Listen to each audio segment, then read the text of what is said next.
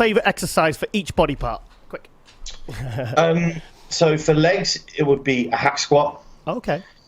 Again, simply because you don't have to think. You just get on it and you do. Yeah. Whereas with a back squat, there really has to be a lot of thought process there to make sure you're trying to get what you're trying to train from it. Hack squat, it's a foolproof leg builder. And the same with the leg press, really. So it'd be between the two of those. What rep range, by the way, do you prefer? I work in all rep ranges. So again, I'll do 5 rep work and I'll do 20 rep work. Okay. There won't be any one rep range that I like to work in. I try to get strong. Mix it up. At everything, yeah, absolutely. Sure. So that would be my quad builder. My hamstring would be any hamstring curl variation. Yeah. Favorite glute exercise will be a glute bridge, like a barbell hip thrust type movement. Yeah. My favorite lat exercise would be an undergrip pull down, but probably on the hammer strength machine, something that's slightly in front of you so you can drive the elbow down. Okay. Your favorite exercise for back building? Lat. Lat build. Yeah. Really?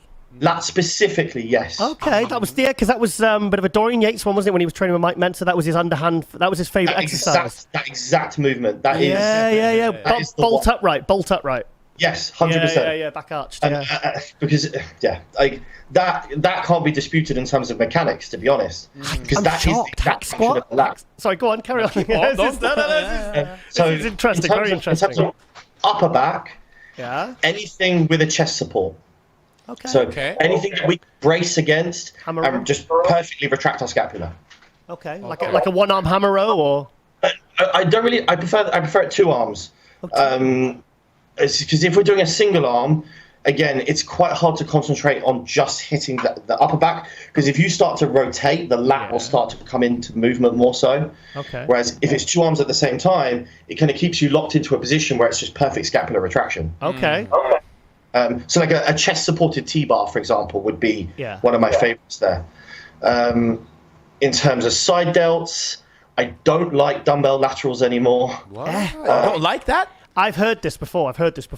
Yeah.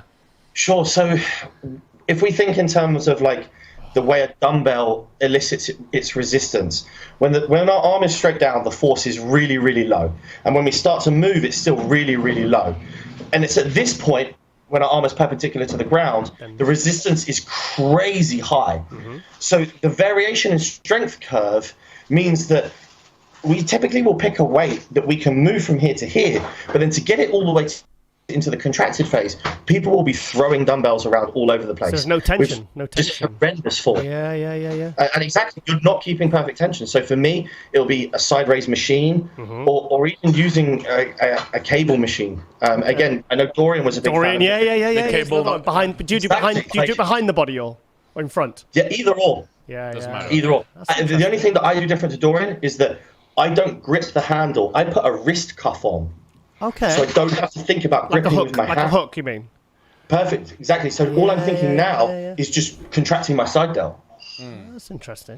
So Dorian had it pretty well. Obviously, he had it pretty right with everything. But in terms of actually his understanding of biomechanics with his exercise selection, you can't fault anything that Dorian did. Yeah. Because he didn't squat either. He favoured the hack and the leg press. Yeah, that's true. Okay, biceps carry on. now. Carry on. Biceps, anything, again, that we can brace our arm against. So anything that means that we don't... So, again, Dorian favoured the single arm curl with his arm braced against the pad.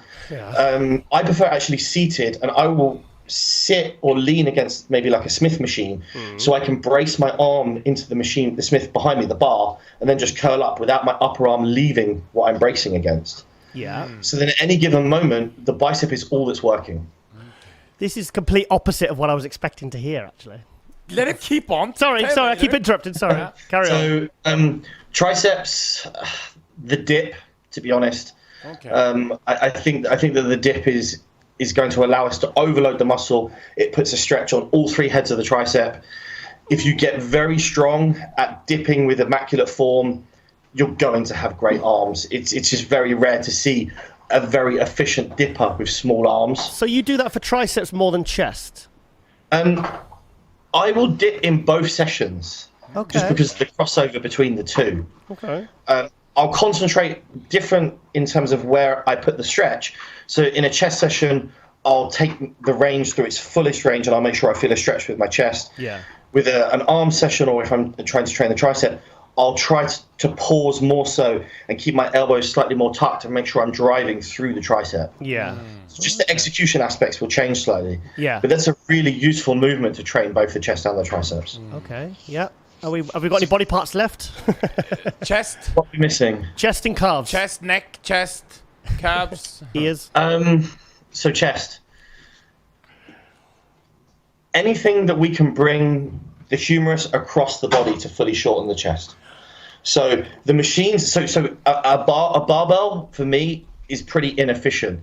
Like I love to incline barbell press. There was a movement I got really, really strong at, but it never really reflected in more chest growth. Okay. So I think really a dumbbell press is going to be my favorite movement. But Incline. The only reason I don't do them anymore is because they are a pain in the ass, warming up and getting 200 pounds, so it's I have no idea how Luke can still be bothered to do them. Yeah, Luke Sandow. Yeah, he does. I saw a video today. He was doing 200-pound dumbbells, and he was like, Brilliant. yeah. And he gets them up himself. Yeah, I know. Luke's clearly a better man than me because I need someone to pass them up to. Yeah. I'm feeling that. So I'll then maybe use any of the hammer strength variation machines. Okay. Yeah. I can comfortably load up and then just trap my chest really hard against. Yeah. Okay. Calves, don't ask me. I have the worst calves ever. I don't think that's true. I don't think that's true. But Calf for the calf, anything where you can just create a great stretch. Yeah. Really, the emphasizing the stretch aspect on the calf is. Yeah. Like, we'll take what Pekulski likes to do for calves because he probably has some of the best, is that he'll spend a period of time in the stretch position. So it might be like a 5-second eccentric and then maybe 5 seconds in the stretch position before then coming back out. Ow. So that I know Ben did that on the toe press for a long period of time, which built him the calves he has still. Okay.